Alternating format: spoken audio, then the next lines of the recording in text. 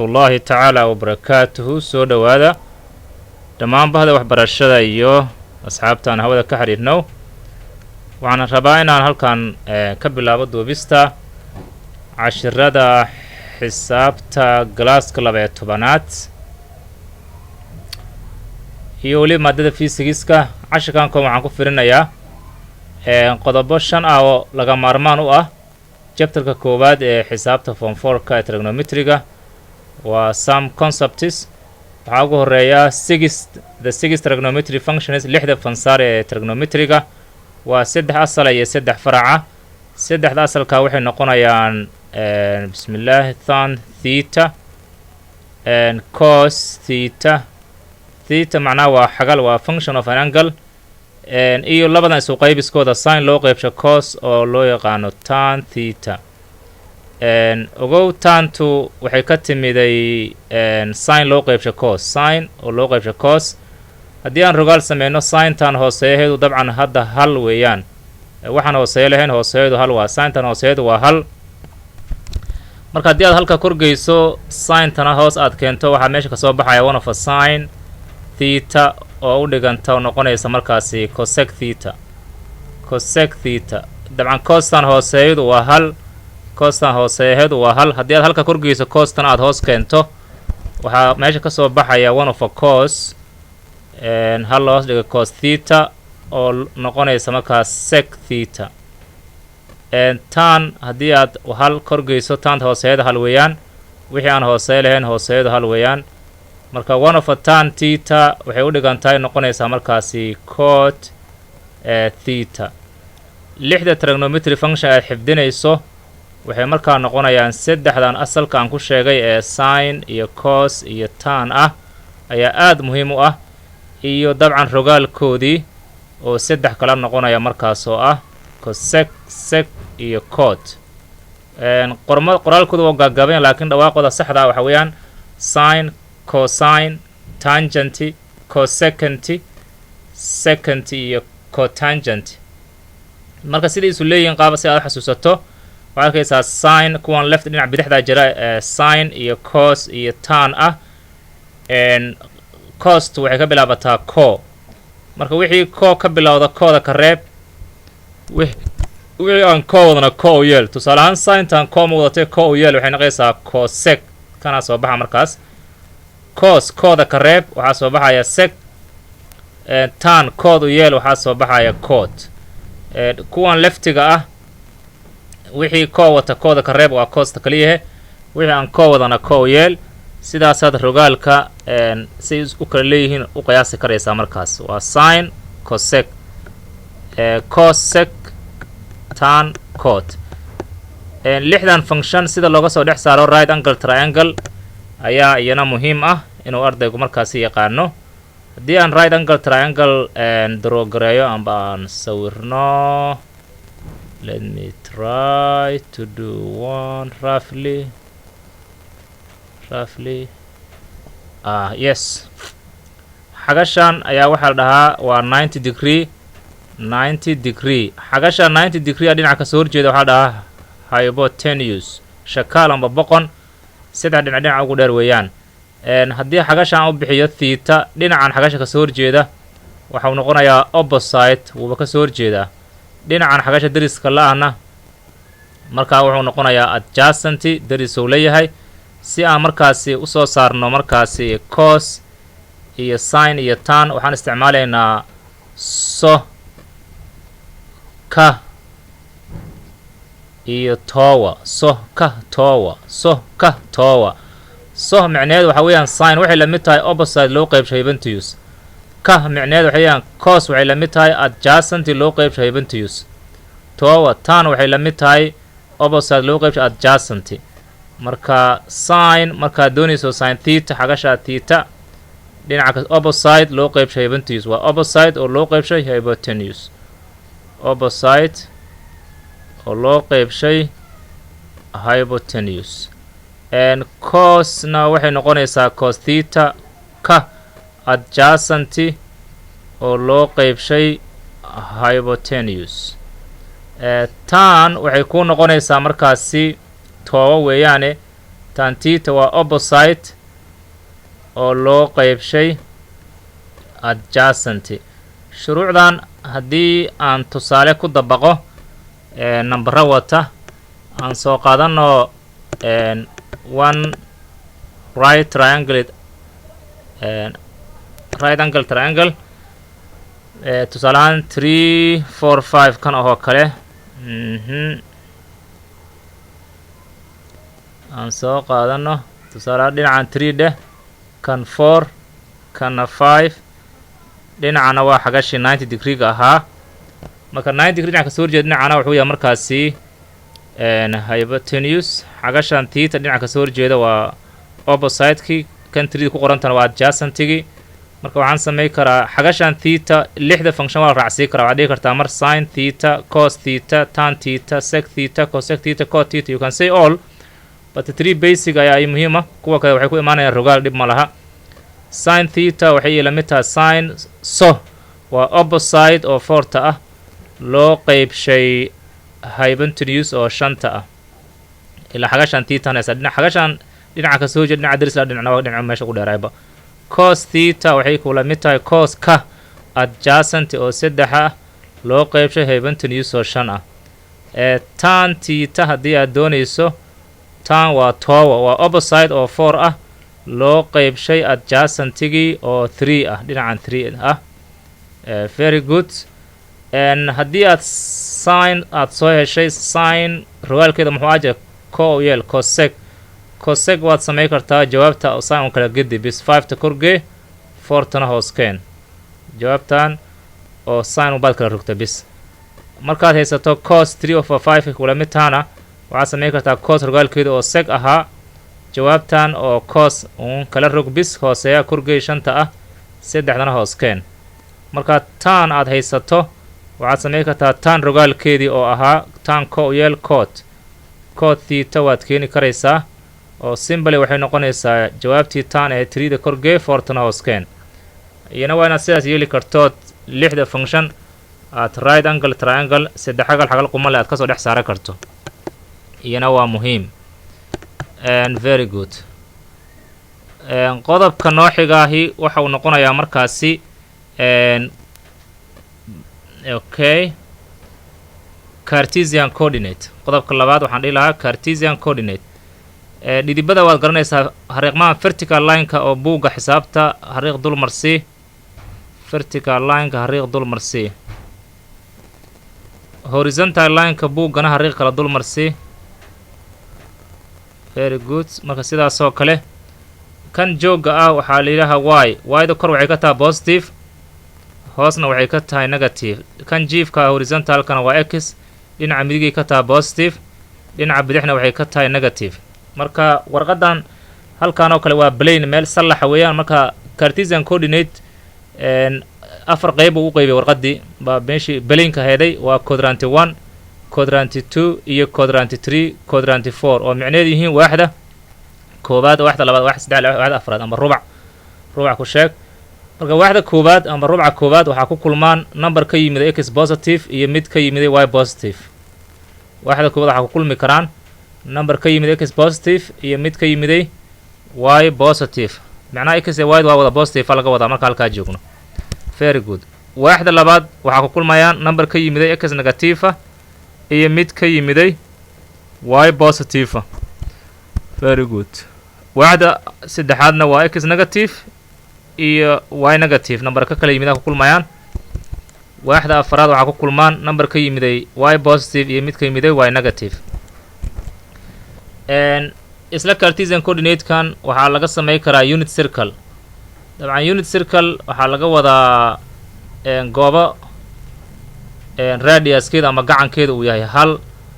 markii aan sawiro let me draw circle this okay circle-kan haddii aan dhahno radiuskeedi waa 1 radiuska waa 1 markaad tiraahdo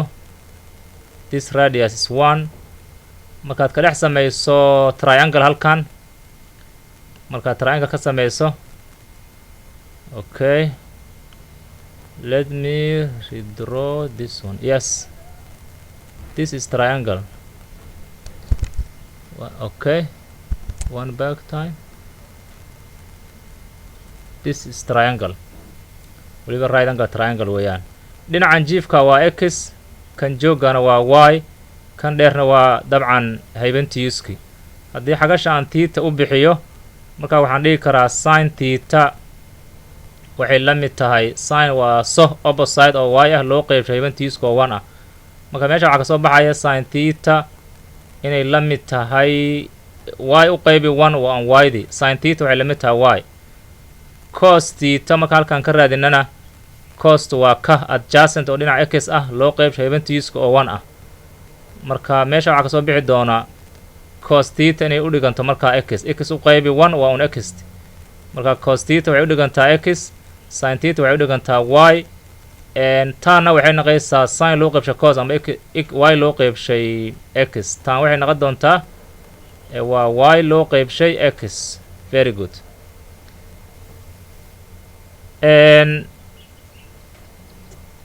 unit circle wuxuu noo sheegaa markaas in sintu ay y tahay, costuna ay tahay markaasi x. inta halkaan ka bixin ka hor quadrant 1 markaan joogno x waa positive, y-na waa positive. quadrant 1 iyo quadrant 2 iyo quadrant 3 iyo quadrant 4 cidda positive-ka waxaa lagu ogan karaa jumladan fiiri all students take chemistry. all students take chemistry. jumladaas waxay u taagan tahay all waa quadrant 1,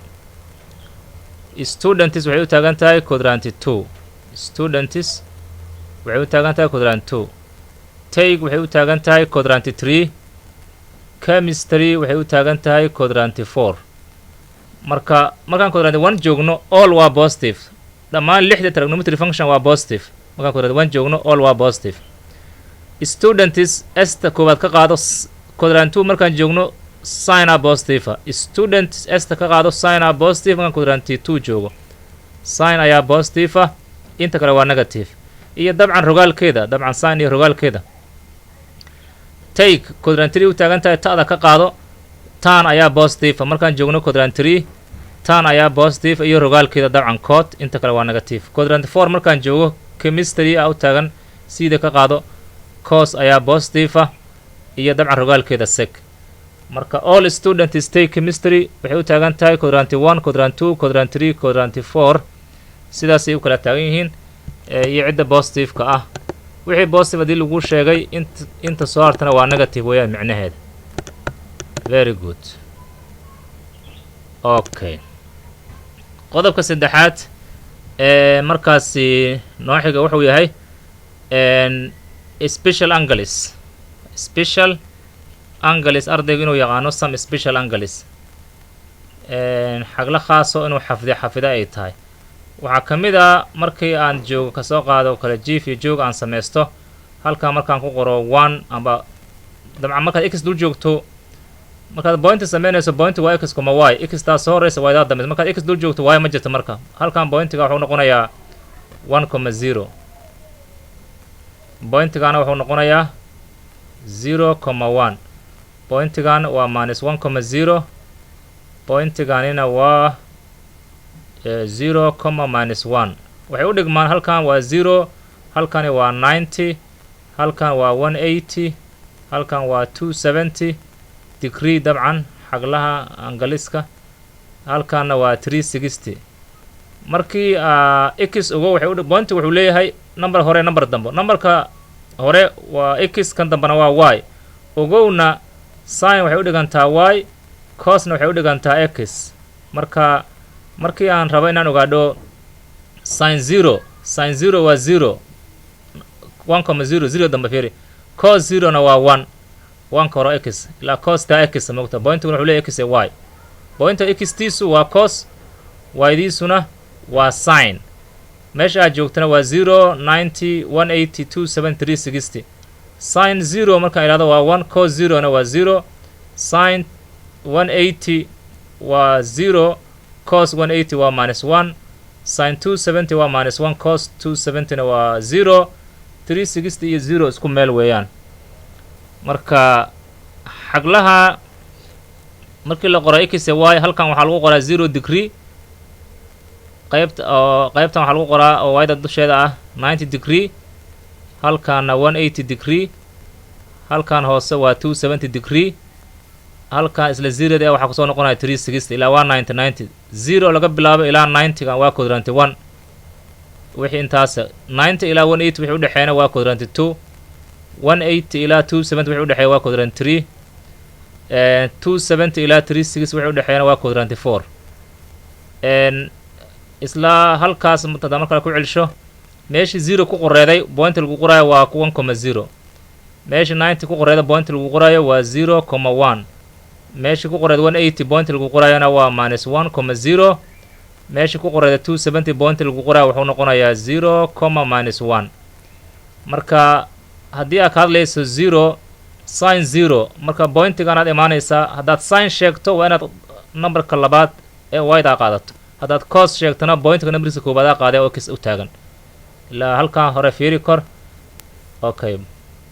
sin 0 markaasi pointigana soo aadaysaa dhinaca midig yaalla, sin 0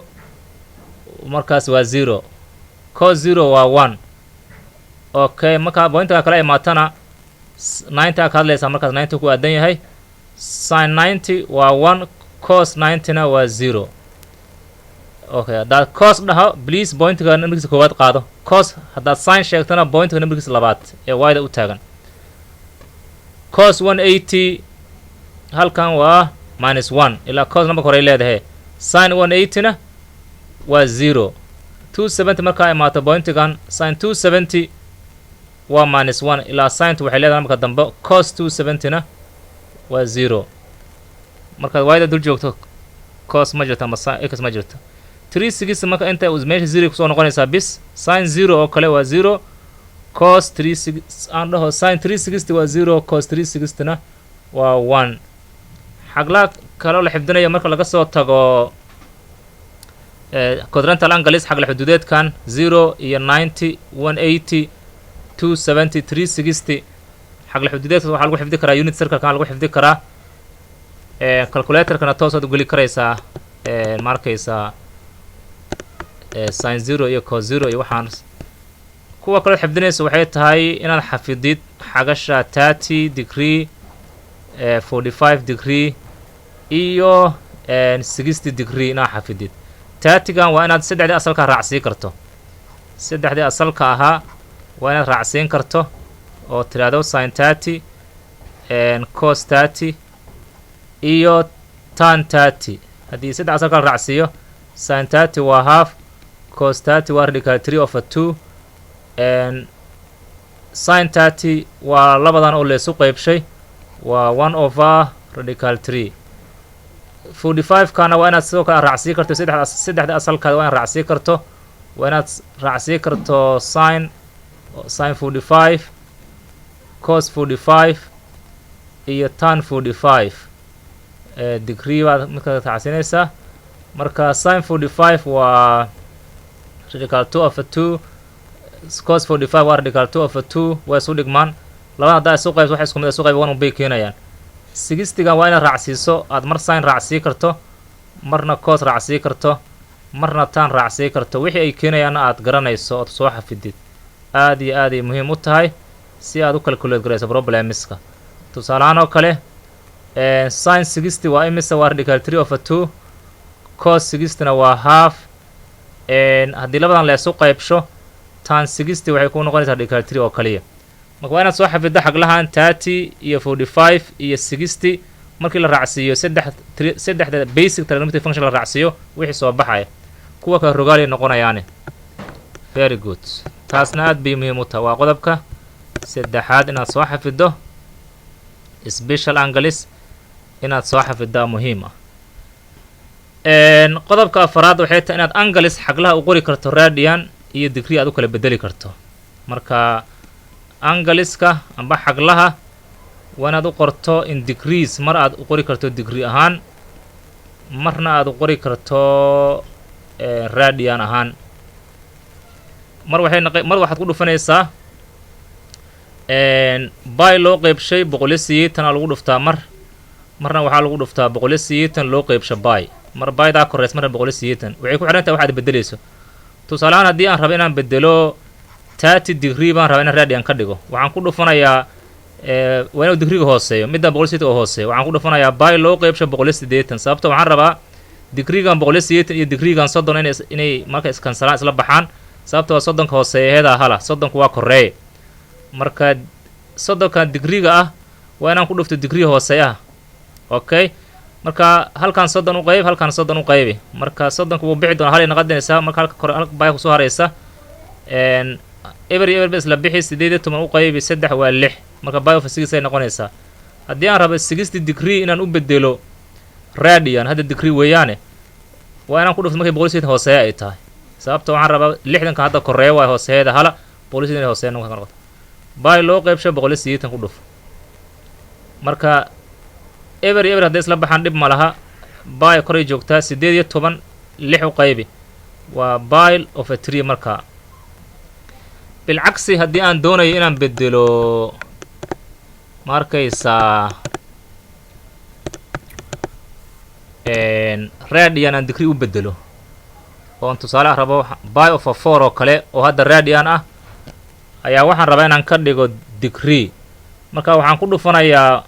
marka waa inuu radianku marka hoosee ahaada waa 180 degree oo loo qeybshay by marka inay byda hoosee ahaata waa markaas si ay isula baxaan bydaa kore iyo bydan hoose kadibna waxaa soo baxaya 180 loo qeybsho 4 180 waa labu qayb waa 90 labu sii qayb waa 45 degree taa inaad garanaysa aaday muhiim u tahay si xaglaha la isugu bedelo mar degree iyo radian si la isugu bedelo mar waxaa lagu dhuftaa by of a 180 baa lagu dhuftaa mar haddaad waxaa bedeli ay degree yihiin marna waxaa lagu dhuftaa 180 of a by haddii waxa aad bedelaysa ay yihiin radian very good let's go ahead waa qodobkii afaraad qodobka shanaad ee u dambeeya ee muhiimka ah inaad marka horeeto soo revise garayso waa Pythagorean theorem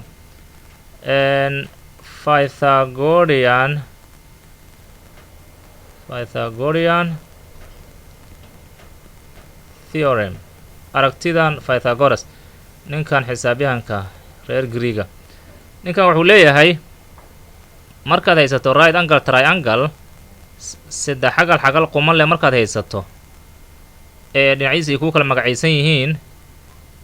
dhinac waxaad u bixisaa dadaad doontid A u bixi dhinacna waxaad u bixisaa B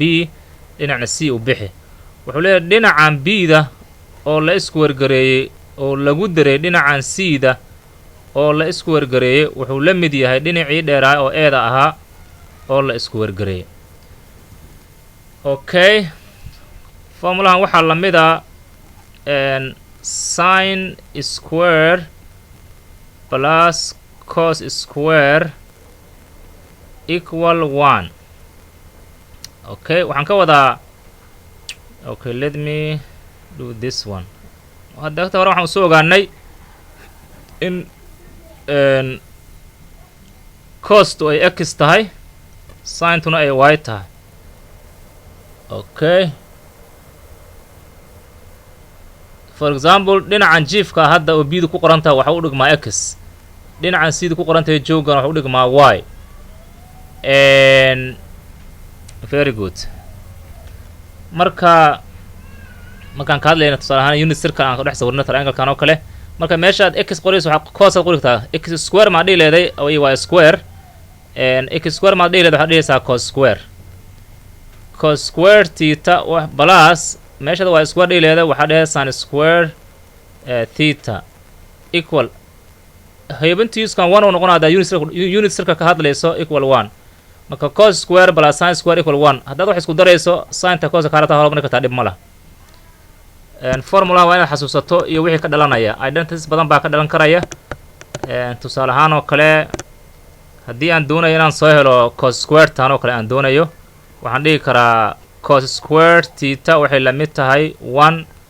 the sin square soo wareeji laba dhinac sin square ka jaar laga wadaa haddii aad rabto square ka aadan doonay halkan square root geli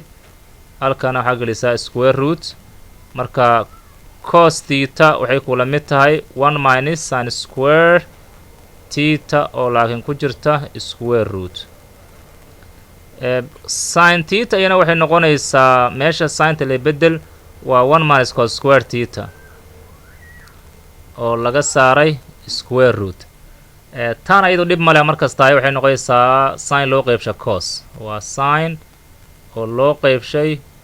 cos and very good some other identities ayaa ka dhalanaya laakiin I think oo maxay ka yihiin waxaa ka mid ah tusaale ahaan oo kale markaad haysato sin square theta plus cos square theta equal 1 meel kasta waxaad u qaybi kartaa sin square haddii aad doonayso sin square waad u qaybi kartaa haddii aadan sin square doonin waxaad u qaybi kartaa cos square meel kasta u qaybi kartaa no problem aan ku bilaabo bal cos square aan ku bilaabo ama sin no problem halkan waxaad u qaybisaa sin square theta halkana waxaad u qaybisaa sin square theta halkana waxaad u qaybisaa sin square theta marka sin square u qayb waxa isku mid ah 1 unbaa soo baxaya plus cos square u qaybi sin haddii costa korayso cod ay naqay haddii sin koray laheedaa tan isoo bixi laheeday marka waa cod square waa cod square theta equal 1 of a sin waxay ahaan jirtay soo maaha cosec marka square maadaama waa cosec square weeyaan kan waa cosec square okay theta marka cod square marka maxay noqon kartaa marka cod square theta waxay noqon doontaa laba dhinac halkan 1 ka jar waa cosec square cosec square theta minus 1 mar kaleeto ayaan sii qori karaa anigoo meel kasta u qaybinaya cos square oo kale let me write again Pythagoras theorem ama identity-gan sin square plus cos square equal 1 meel kasta waxaad u qaybisaa cos square halkan waxaad u qaybisaa cos square theta halkana waxaad u qaybisaa cos square theta halkana waxaad u qaybisaa cos square theta kadib sin loo qaybshay cos waxay ku ahaa jirtay tan laakiin maadaama square uu jiro waa tan square theta plus cos u qayb cos square u qayb 1 waa wax isku mid ah u qaybinaysaa 1 1 of a cos waxay ku ahaan jirtay waa reciprocal of cos sec bay ku ahayd square baa jira marka waa sec square theta and tan square halkan waxay noqon kartaa markaas laba dhinac 1 ka jar halka 1 ka jar 1 uu bixi doona halkana 1 ka jar meesha waxa ka soo bixi doona sec square theta minus 1 marka tan square theta waa sec square minus 1 identities kan sin square plus cos square equal 1 marka sidaas ayaa u sii farcamaya u sii fara badan karaa marka saaxib waan ku salaamayaa ka hor inta aadan jabtarka galaaska 12 bilaabin fadlan waxyaaba basic ah oo trigonometriga asaasiga u ah oo sidaan oo kale iska dhis waan idin salaamayaa saaxib yaal nasiib wacan daawasho wanaagsan meel walbood joogtaan waxaan rajaynayaa guul